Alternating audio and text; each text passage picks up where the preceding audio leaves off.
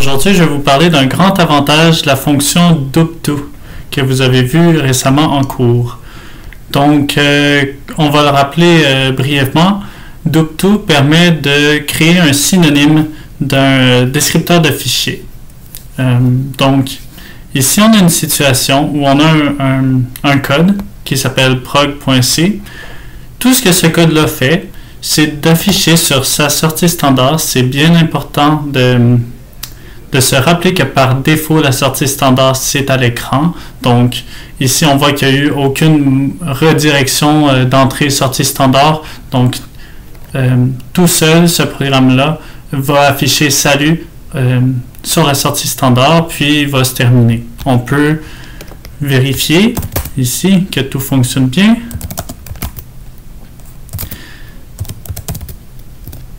Donc, je vais...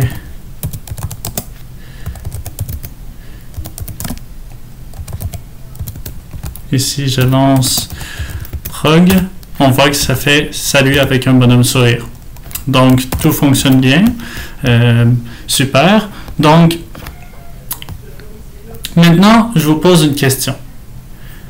Je voudrais maintenant que ce programme-là, à la place d'écrire « Salut » sur sa sortie standard, qui ici n'est pas modifiée, qui est l'écran en fait, je voudrais que « Salut » soit écrit dans un fichier texte ici, qu'on a, fichier.txt. On peut vérifier qu'il est vide pour le moment.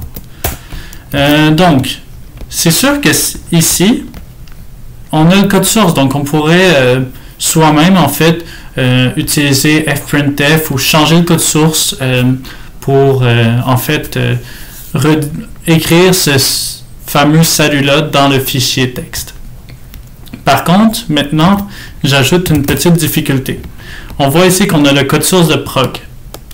Puis tantôt, on a compilé prog qui affiche sur sa sortie standard par défaut salut. Qu'est-ce qui arrive si je retire prog.c, si je retire le code source? Qu'est-ce qui arrive si je n'ai pas accès au code source de ce programme-là? Je voudrais quand même afficher sa sortie standard dans un fichier. Et c'est là que doop2 vient nous aider. Donc, ici on a un programme qui s'appelle pair.c. Ce programme-là, tout ce qu'il va faire, c'est qu'il va ouvrir le fichier texte,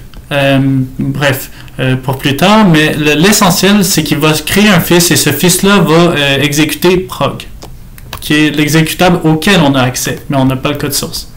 Donc, on ouvre le fichier texte, puis ça, comme on a vu en cours, ça nous donne un descripteur de fichier. Ici, on l'a sauvegardé dans une variable qui s'appelle file. Donc, code du fils. On veut exécuter et s'assurer que salut soit écrit dans le fichier, donc dans ce descripteur de fichier-là. On sait que vu qu'on a créé un fils après avoir ouvert le fichier, notre fils a hérité du descripteur file. Donc, doop2, c'est là que ça devient très important et qu'il faut être très attentif.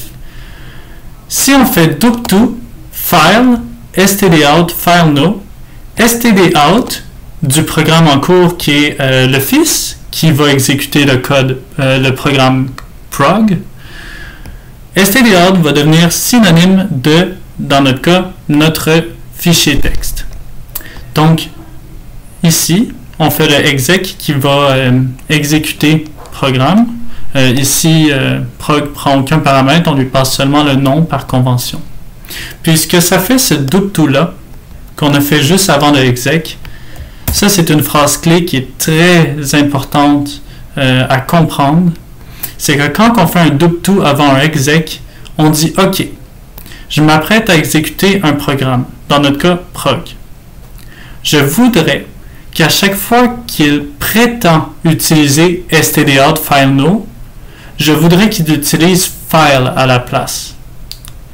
Cela dit, à chaque fois que prog va faire référence à son stdout, à sa sortie stdout, il va en fait, sans s'en rendre compte, utiliser notre fichier texte. Puis c'est ça l'essentiel de doop2.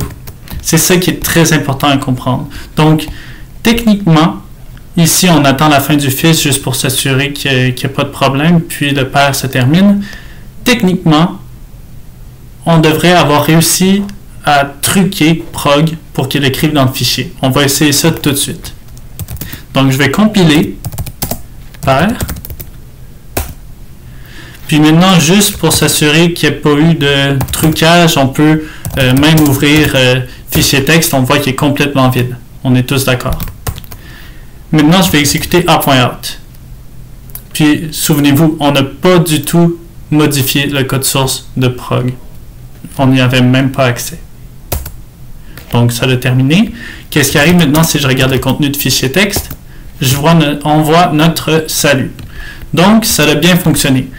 Si je peux vous dire une chose qui est très importante à se souvenir, c'est que Dubto, la plupart du temps que vous allez utiliser Dubto, c'est pour truquer un programme pour lequel vous n'avez pas le code source. Puis c'est le code d'utilisation, c'est un code d'utilisation essentiel de Dubto. Puis si vous avez bien compris ce qu'on vient de voir en ce moment, si vous avez bien compris le fait de dire à chaque fois que prog prétend utiliser sa sortie standard, il va utiliser file. Si vous avez bien compris ça, eh bien vous êtes bien parti pour ce qui est du chapitre, en fait, de la section du chapitre pour la redirection d'entrée-sortie standard.